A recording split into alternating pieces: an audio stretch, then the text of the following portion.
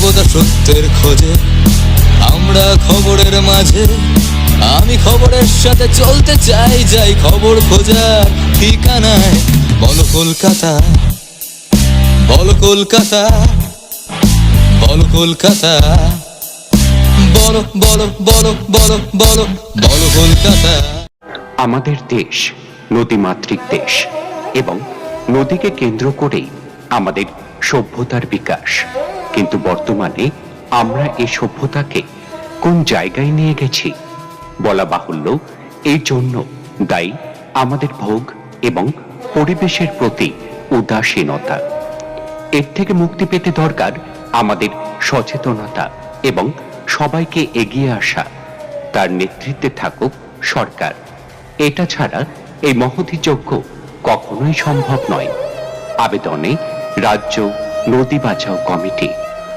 অঞ্জনা নদী কৃষ্ণনগরের কাছে রুদ্রনগর মৌজা থেকে জন্ম নিয়েছে অঞ্জনা। জয়পুরের কাছে দুটি ধারায় বিভক্ত হয়ে 15 কিলোমিটার যাওয়ার পর হাঁসখালিতে চূর্ণী নদীতে মিলিত হয়েছে। এই অংশকে হেলের খাল বলা হয়। অপর অংশ প্রায় 28 কিলোমিটার অতিক্রম করে বাতকুল্লা হয়ে ব্যাসপুর গ্রামের কাছে চূর্ণী নদী মিশেছে। নদীর বেশিরভাগ অংশ অবৈধ বলে দখল হয়ে গেছে। এই নদী এখন দূষিত নদীতে পরিণত হয়েছে।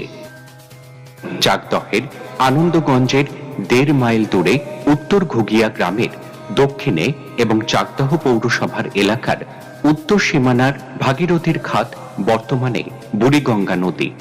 নদীটি এখন মুজে যাওয়ার ফলে সবচেয়ে ক্ষতিগ্রস্ত হয়েছে মৎস্যজীবী ও কৃষিজীবীরা। এই নদী সংস্কার হলে চাকদাহ এলাকার গরিব মানুষের অর্থনৈতিক অবস্থান পরিবর্তন হবে।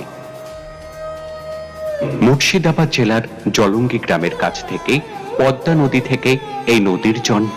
কৃষ্ণনগর শহর এলাকার মধ্য দিয়ে প্রবাহিত হয়ে নবদ্বীপ স্বরূপনগরের কাছে জলঙ্গি নদী ভাগীরথী নদীতে মিশেছে। এই নদীর 48 কিলোমিটার এখন অস্তিত্বহীন। জলঙ্গি নদীর জল বর্তমানে দূষিত। বাঁশের ব্রিজ ও বাঁধাল দ্বারা এই জলপ্রবাহ এখন রুদ্ধ হচ্ছে। চাপড়া ব্লকের মহৎপুর গ্রাম পঞ্চায়েতের সোনাতলার কাছ থেকে কলিঙ্গ নদীর জন্ম। কলিঙ্গ নদীর উৎসমুখ থেকে নদীটি বেশ কয়েকটি পঞ্চায়েত এলাকা হয়ে বানপুরের কাছে মাথাভাঙা নদীতে মিশেছে। কলিঙ্গ নদীর সাতঘাটা গ্রামের পর অংশটি পলদা নদী বলে পরিচিত। কলিঙ্গ নদীর সাতঘাটা গ্রামের পরের অংশটি পলদা নদী বলে পরিচিত। এই নদীটি আনুমানিক 17 কিলোমিটার দৈর্ঘ্য।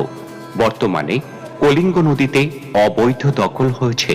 নদীর বিভিন্ন স্থান এখন চাষের জমি। পলদা নদীর কিছু অংশে এখন জলশূন্য। পলদা নদী একসময় খয়রা মাছের জন্য বিখ্যাত ছিল।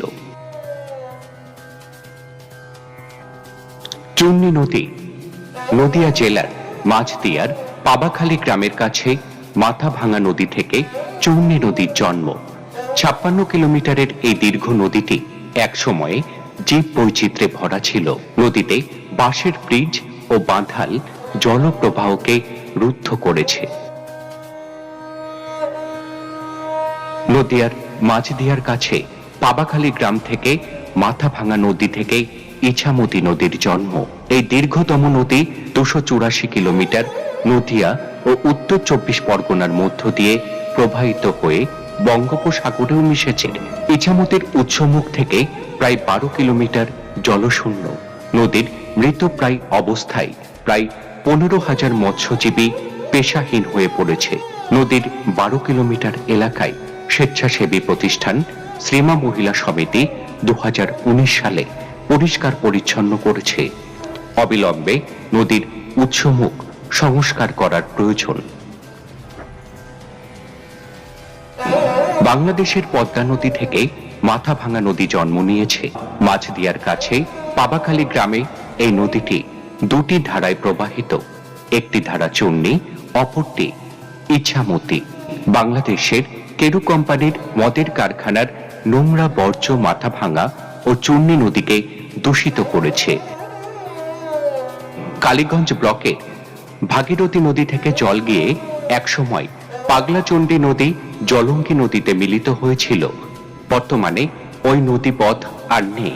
এখন নদীটি প্রায় 4 কিলোমিটার অস্তিত্ব বজায় রাখতে পেরেছে। এই স্থানটিকে স্থানীয় লোকেরা পাগলাচণ্ডী দহ বলেন। 8 কিলোমিটার নদীপথ সংস্কার করলেই পাগলাচণ্ডী নদীর জল জলঙ্গি নদীতে পৌঁছে দেওয়া যাবে।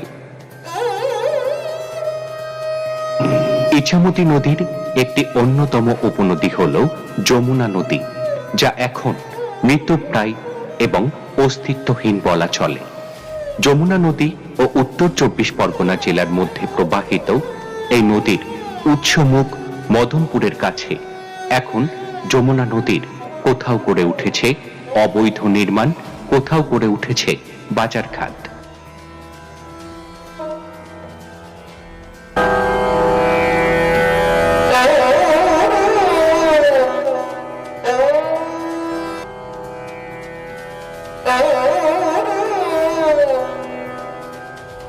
সমস্ত অজানা খবরের আপডেট পেতে আমাদের ইউটিউব চ্যানেলটি সাবস্ক্রাইব করুন এবং পাশে থাকা বেল আইকনটি প্রেস করুন।